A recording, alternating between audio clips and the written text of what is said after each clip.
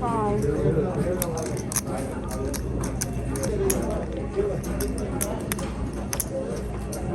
All in. All in.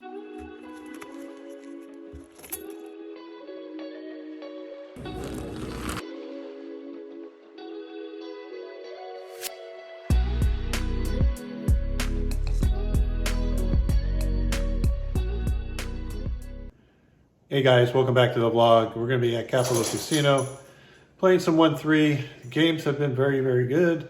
And these 2 days kind of went smoothly. So sit back, relax, enjoy. Here it comes. We're back at Capital Casino here in Sacramento, California, playing in the 1-3 game, buying for 500. All right, first hand of the day, we look down at 2 kings from +1 position, open for a raise to 15. End up getting 3 callers for the 15, so we're going to go 4 ways to a flop with $64 in the pot. And the flop comes out pretty darn good. It comes King 10-7 with 2 clubs. So we flop top set. There are straights and flush draws out there. I decided to bet 25. We only get 1 caller for the 25 from the player in the low jack. Doesn't have a very big stack. Hopefully we can get the rest of it. Turn card comes is a dangerous card. It is a queen of hearts. Now there's a lot of different types of straight draws and flush draws still available. I decided to bet 65. I'm trying to get him committed to this pot, and he quickly folds, and we move on to the next hand. After 3 players limp in, I look down at King Queen of Diamonds from the small blind. Definitely a hand I want to be raising with against a bunch of limpers. So I make it 20, and all 3 of my opponents put in the call. So we're going 4 ways to this flop with $83 in the pot. And the flop, well, you might say it's good. Comes Ace, Queen, 9 with the Ace, 9 of diamonds. So we flop second pair, decent kicker, and the nut flush draw. Definitely going to be leading at this. Even if I'm behind, I have a ton of equity. So I bet $30, and one by one my opponents fold. So we pick up some extra money. On to the next hand.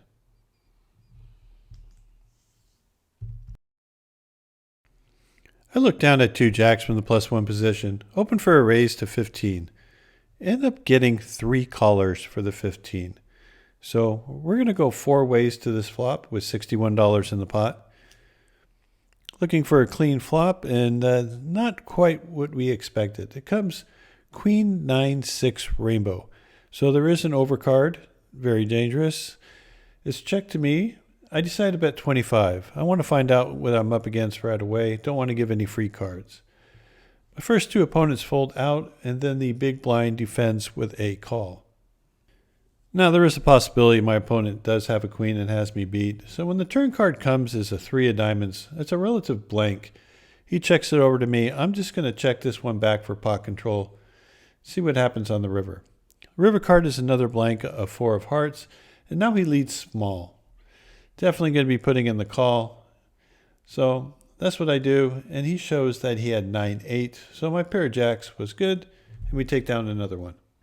I got a late start filming this, but basically I got a bunch of limpers. I made it 20 with ace queen, and I get 4 callers. So we got a $100 pot brewing pre-flop.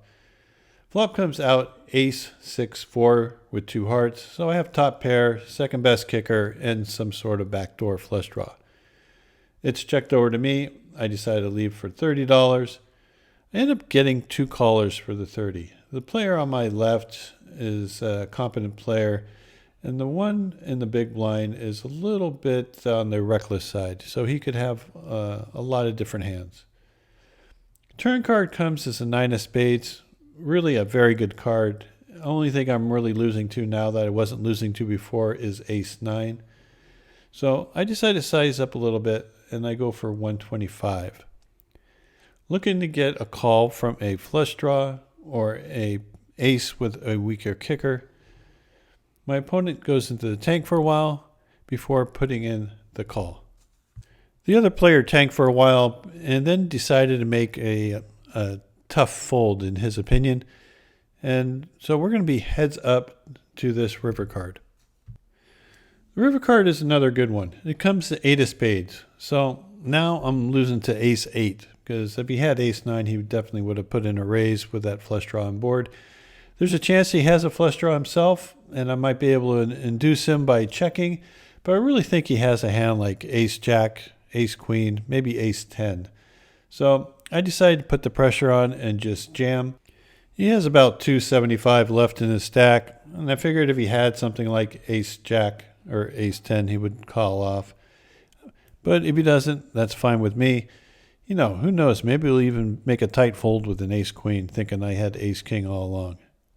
Anyway, after some thought, he decides to let it go, and we take down another one. And with our final hand of the day, we started off with kings. Let's finish up with kings. Here, I'm under the gun, open for a raise to 15. End up getting 4 callers. So we're going to go 5 ways to this flop with $75 in the pot. Flop comes out Jack 9-3 Rainbow. So not the greatest flop in the world for kings. I would probably check most of my overpairs in this spot. So that's what I do here. Turn card comes as a relative blank. It does put up a backdoor flush draw. And now my opponent with a short stack leads. When he does so, I think I'm fine getting in here and denying equity to anyone that might have picked up a flush draw. So I decided to raise to 120. And everyone else folds out. And it comes back around to the player in the big blind. He thinks better about his hand and decides to let it go. Pretty easy day, no tricky spots. Before we watch day 2 of this vlog, make a brief announcement about the PokerBros meetup game. It's going to be Friday, June 3rd at 6 p.m. Eastern Time. It's going to feature PokerFace Ash, Kyle Fischl, myself, and 7-card flush. There is not going to be a dedicated table that says meetup game as we originally thought. It's just going to be a regular table. So we're going to open up tables right at 6 p.m. Eastern Time. Just look for one of our names, hop on in, and we can play some poker. There's a limper from +1. I looked down at 10-8 suited. Not a standard play, but I decided to raise it to 20. Only the +1 puts in the call. So we're going to go heads up to a flop that comes 10 high. So when he checks to me, I'm going to continue for $20. He doesn't think too long before putting in the call. Don't think he has too much at this point. Turn card comes is a queen of clubs. So it gives us a backdoor flush draw, but it does put up an overcard. And now my opponent leads into me. Not a good feeling, of course. His bet is $50. But with all my equity, I decided to put in the call. Plus, like, how strong could he really be? He might just have a pair of queens, and that's it. River card comes is a 9 of hearts, so we brick out our draws. We don't make 2 pair. And again, he bets this time for $65. And thinking that he only has like a pair of queens, and maybe something like queen jack, king queen at best, I decided that I'm just going to put some pressure on him. And I don't think he can call 1 pair, so I jam. And he has like $250 left behind.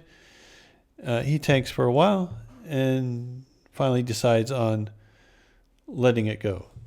So we happy we got 1 bluff through, and it was a little dangerous, but you know, you got to take some risk to get some reward. There are 3 limpers, and I look down at king queen suited on the button. Decided to make it $20. End up getting 1 person to call me, and that's the player directly to my right. So heads up to this flop. We get to see a beautiful flop of 10-5-5. There is 1 heart and 2 spades. Not the greatest flop in the world, but if he doesn't have a 10 or a 5, I probably could get him to fold. I end up betting 25, and it doesn't take him too long before he puts in the call. I really think he's floating here. Turn card is a good one. It gives us a backdoor flush draw with a 4 of hearts. My opponent checks to me again, and here in the old days I probably would, chicken out and check it back. But I figure I have too much equity to check this thing back. I decided to make a bet for $70. 2 overcards, flush draw, I might be able to get him a fold ace high hand. He does let it go, and we win another.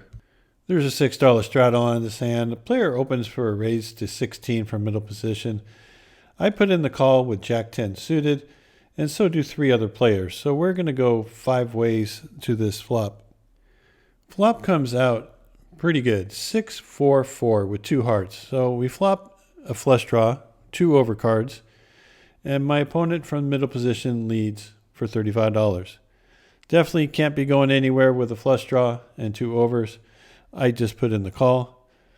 Ends up everyone else gets out of the way. So it's just the 2 of us, and we see a turn card of a 3 of diamonds. Does absolutely nothing for me, and my opponent checks it now. Part of me wants to try to steal it away, but I'm afraid that he might call down with ace high. So I check it back, and we get a jack of diamonds on the river. He now leads into me for $50. Can't be going anywhere. I just made top pair. So I put in the call, and he turns over ace queen offsuit. So he was just taking a stab at the end, and we caught up.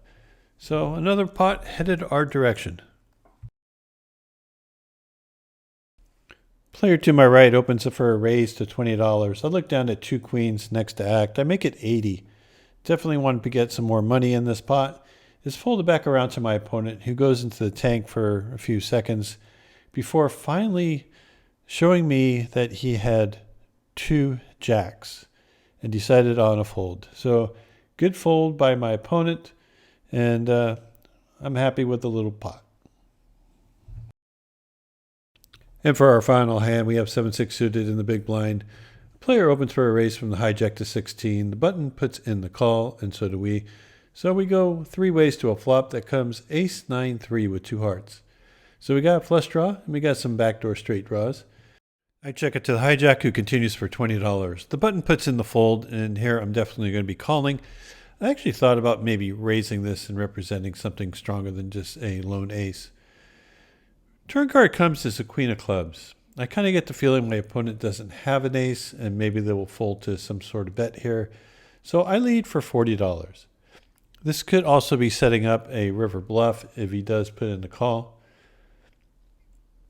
He thinks about it for a while and then puts in the call.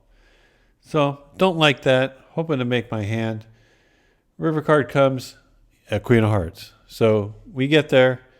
Now it's time to extract some value. If he does have an ace, he probably doesn't have a very strong one. So I just put out a bet for $50, trying to get a call from maybe a pocket pair or maybe a weak ace. He just ends up letting it go. I don't think he had very much, but he knew I was full of it on the turn when I led into him. So he floated me with probably air at the time.